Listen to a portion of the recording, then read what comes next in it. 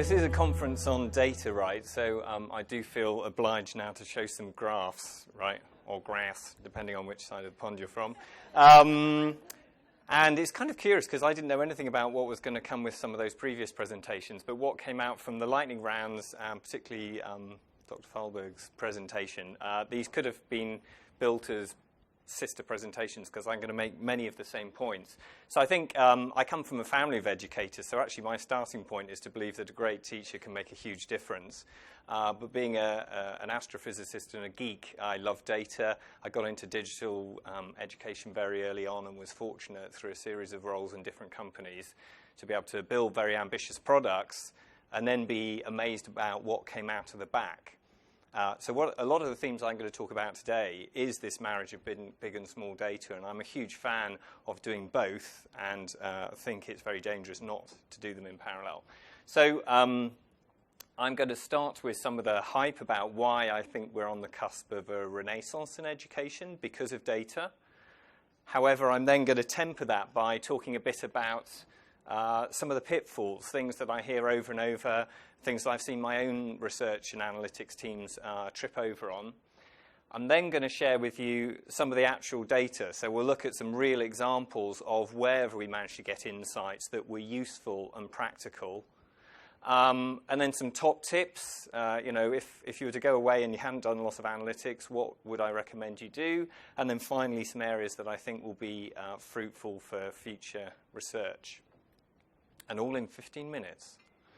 So I do think, and actually I'm not a person prone to hyperbole, that we are on the cusp of a huge opportunity in education. And I like to think of it that what digital products are starting to allow us to do is to start to measure education and learning empirically. So rather than just thinking about theories, all of which are grounded in good experience, but actually just looking at, despite what we thought, despite how we thought we should teach, how a product should be designed, what do we actually see students doing and the kind of behaviors and performance. So one of the reasons why I'm excited right now is actually the EdTech space is a bit of a mess. Lots of interesting innovation, but of course, a huge number of products out there. So what's interesting is not just that more digital products are being used than ever before. It's that they're touching the learner and the learner's day at more points during that learning cycle. So I'm just going to focus today on higher ed, although I've done a lot of work in K-12 in different countries. So in higher ed, if you go to institutions right now, you see in-class voting technology being used to look at participation, commitment, even just basic admin. Did you turn up to class? Right? Secondly, online homework. It's got increasingly sophisticated in terms of how interactive, how personalized it is. You have coursework maintained with e-portfolios, with digital labs, and then, of course, on the go, right, with mobile practice and alerts. So the interesting thing is, all of these are touching the learner. The influence they're having, we can come back to that later. Is it having a significant impact? I don't know. But you do get little touch points and little views of what the learner's doing and how they're learning. Now, I think the other thing is, of course, everyone in this room will have struggled with a lot of the shift to outcomes. And actually, taken in their broadest sense, which is an outcome is whatever we think an education system should deliver, I think they can be useful if they're not taken too literally. But anyway, the general shift in education to make sure that institutions deliver better outcomes for their learners, and particularly in higher education, better value for their learners, I think is good because it fosters an environment of people wanting to see evidence. Now, there's a lot of caution about how you should interpret that evidence, but I'm, as a scientist, a firm believer that evidence is what we should make decisions based on. So, my words of caution before I dazzle you with some examples. Well, maybe I won't dazzle you, I don't know. Before I show you some examples. And this is where it'll sound remarkably familiar after the previous presentation. The first thing is to state the obvious, right? Learning is enormously complex, and the motivations and the preconceptions that a learner brings to the classroom are very personal. So when we start unpacking data, we already are in a very complex space. The second thing, I spent a lot of my career developing products, having gone into schools and spent a lot of time observing about what happens. And of course, what you see, even in higher education, is for a common-sounding course, actually on the ground it's remarkably different. The teacher's skills, the credit and motivations they input, the kit that's available, the demographic of the students. So that variety is both intriguing and very challenging. The second thing, as I said, is that there's lots and lots of tech products being used, which is interesting in terms of the data that comes out of them, but they're enormously fragmented and heterogeneous. So you need to have a lot of stamina to stitch together the data, cleanse it, understand what's common and what isn't. And the fourth one, I think, is in an ideal world, we would have a little bubble of data that accompanies a learner, and we would understand what they're doing when they get up, what they do and don't do, preparing for class and all the rest of it. And we don't have that. I like to think of it as a little letterbox. We kind of have these little snapshot views of what the learner does as they pass through that window. I'm mixing my metaphors, but anyway. And the last thing, as any analyst would tell you, is actually educational data is incomplete, it's noisy, and to a large extent, it's an artifact of the systems themselves. They shape behaviors. They capture certain data and don't capture certain data. So it's a curious mixture. So despite all of those issues, actually I remain very optimistic. So I'm going to show you now, with those words of caution, the kind of things that you can unpack. Now I only have about, I think, 9 minutes for this bit, so I will just pick out a few. These are all published results, because otherwise I'll get into trouble with other companies I've worked with. So the first one is, let's zoom all the way down and look at what learning we can measure on the level of a single online learning activity. And from what we study, what can we use from that information to improve it, right? Because that's the whole goal with all of this. We're trying to use the information to improve learning. So this is a graph that shows what fraction of a class on the y-axis completed an online activity successfully over time, going along the bottom on the x-axis. And what you see, right, is hour by hour, minute by minute, more learners eventually get to the right answer. Some of them, in fact, take days, right? And what you'll see is those are students who've gone off, they've talked with peers, they've gone to see their instructor, they may have used their textbook, keeps us in business, or maybe they gave up and cheated, and we've done a lot of analysis on that behavior. But what's interesting, actually, this particular activity is fairly what I call flat. In fact, the only thing it does is it says right, wrong, try again. So in fact, to cut a very long story short, the area of learning that goes on is just that little segment. That's actually where you see some kind of sweat equity being invested. Learners are interacting and learning simply from whether they got it right or wrong. However, let's contrast that with exactly the same activity that now has what we would call coaching feedback. So that's where we've actually built it to be able to recognize common errors and come back with feedback that is specific to the error and encourages the learner to reflect on why they made that error. Now, what's amazing here is you see this much steeper curve, and if you model it quite accurately, you'll see that basically you get twice as many learners much faster to actually understand that concept and succeed.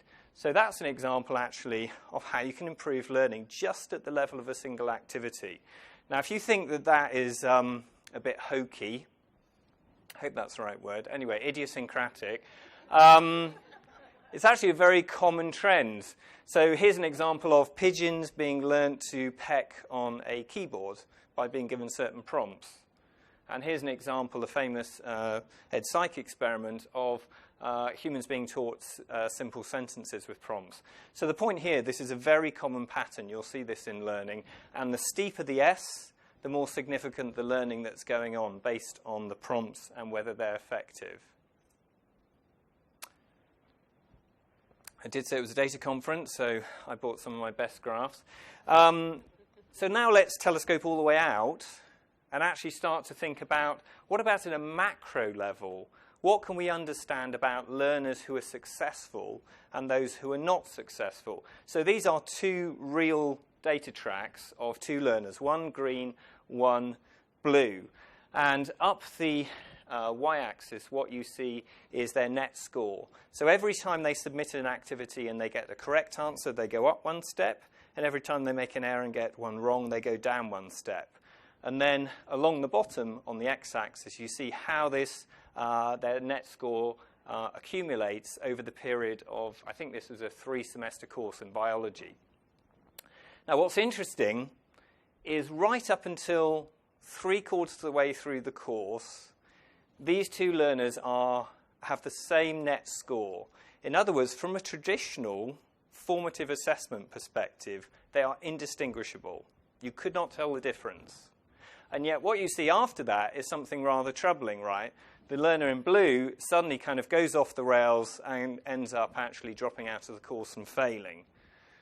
So the question, of course, is there any way to understand what the cracks were that led to that failure early on in the course? And in particular, can you identify it so early on that you can intervene and try and get that blue student back on track and adopting the right behaviours? Well, the answer is yes. So here are some rather novel analyses. And actually, all of the credit here goes to my colleague in the back, Razil Wanakula-Soria, who just waved. He won a patent for this work. So if you actually take a little section of that path and you blow it up and you look with a magnifying glass at what the interaction data looks like, this is what it looks like for a successful learner. So in fact, what you see is they're very deliberate. They actually make very conscious steps in how they submit, how long they take, what they do next. And if you look at the same section for the blue learner, you see very, very different behavior. So in fact, what this is doing is this is showing you on a micro level their different study strategies, and yet that's borne out hour by hour, month by month, right? So the question is, based on that, can you distinguish them? And again, the answer is yes. If you actually use fractal analysis, so this is a technique that the stock market use, you can model how noisy, how inconsistent the shape is, and from that you can come out with a fractal dimension. So we actually applied this and produced an algorithm, and we were able to predict blue learners, ones that would go on to fail, just 25% into the course. Now, I think what's interesting here is if you step back from all the data jargon and all the rest of it, what you see here is an interesting example that behavior is as or more important than traditional performance. And so I was really, really pleased to hear that point made before, because I think if we ignore one without the other, we're lost. But behavior is enormously important. Let me make just one more point. You know, for those of you who are fans of Angela Duckworth's work, right, about grit, this is kind of grit writ large. That is, you see people who make very conscious decisions along the path. Let's look at another technique for identifying learners. What was brought up at the last session was, last but one, was the value of personalization. And the question was, what do we personalize on and how's it going to help learners be more successful? Well, this particular graph, before I reveal it, shows the number of learners who've completed an activity successfully against time. And traditional analysis would say, for our class, what is the average time they take? It's about 15 minutes. And then what your teacher would very often do is look at the distribution of scores. And based on the distribution of scores, they would segment their learners and say, low performing, high performing, are there different types of interventions that those students would benefit from? Well, what we did here is instead we decided to look at their time distribution. And what's interesting here is rather than looking at the average, if you look at the distribution of time, you see three very distinct groups of learners. You see learners who appear to respond very quickly, and a paper was published about this, called them quick responders. You see the real-time solvers. Those are the learners who actually interact very dynamically. They're investing effort. They're getting feedback, they're making decisions based on that. And then you see the ones who take considerable time, most likely go off, seek help, or may give up. But the point here is it's very easy, very often in some of these analyses, you see averages. And if there's one takeaway I'd give you is never average. because usually the most interesting insight is the distribution, and something like time can be extremely revealing above and beyond just score. So unfortunately, I don't have time to show you any more, but just thinking about those and many others that I would love to rant on about, what are the top tips out of that? What are sort of consistent themes and approaches that we found are successful? So the first one, and it sounds so obvious, and yet it very often is, particularly if you're in a group of technologists, is don't start with the data. Start with the education question. What are you trying to understand? Because very often, you can't measure it directly, but there are all sorts of smart proxies you can use. Tail, dog, all that, all right? The second thing is, and again, I'm just repeating what was said before, is understand the small data. Take the time to be on site with your learners, with teachers, in institutions to understand the variability and the complexity of what they're doing. How do they assign credit? How do they teach? How big are the groups? All the tools and techniques they use. And immerse yourself in that before you start to touch any of the data that's aggregated. The third one is, I like to say there are lies, damn lies, and learning analytics. But Brazil hates me saying that. But my point here is, don't trust any result unless you can reproduce it with other techniques. And actually, I would argue this is one of the big dangers, for example, with things like machine learning algorithms. They're extremely good at teasing out minuscule effects. But actually, my point is, if it's a minuscule effect, it's probably not one that you're going to reproduce in lots of different environments. So make sure that you can triage and come out with the same kind of conclusions through other analyses. The fourth one, having developed a lot of products and even worked with a lot of schools, commercial schools, on how they develop curricula, I think some of the most powerful levers of improving learning are at two ends of the spectrum. They're at the micro level, which we saw with some of those activities, and at the operational level, actually how courses are choreographed and teachers brought in, etc. So make sure you look at both those ends. The fifth one is, let's not be shy about trying to understand learner behaviors, because I think what some of those examples showed you is they're as or more important or insightful than just looking at performance, traditional performance. And the last one is never, ever average, because outliers are very often your best friends in terms of giving you insights. So just to wrap up, out of all the areas we could explore, what are areas that I'm personally excited about? The first one is the idea, and again, this was already on a jump drive, I didn't change this, the value and the opportunity of marrying big and small data. It can pay dividends, but do them both together. Second one is, I love the idea of being able to contribute and encourage an environment where education reform and improvement is based on evidence, and to try to get more evidence back in the hands of people who make those decisions. The third one is looking at some of those learning behaviors and strategies and trying to understand if there's something there that we can codify and actually bake into our products and into our course delivery that encourages the right behaviors that lead to success.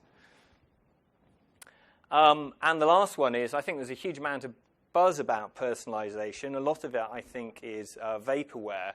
But I do think there's huge opportunity. And some of the examples I just showed you, hopefully, are some practical but more unorthodox ways of recognizing how individuals learn and how you may be able to segment and help them. And that's it. And as I said, I'd like to give a big thanks to Brazil in the back, because he's the guy who crunched most of these results.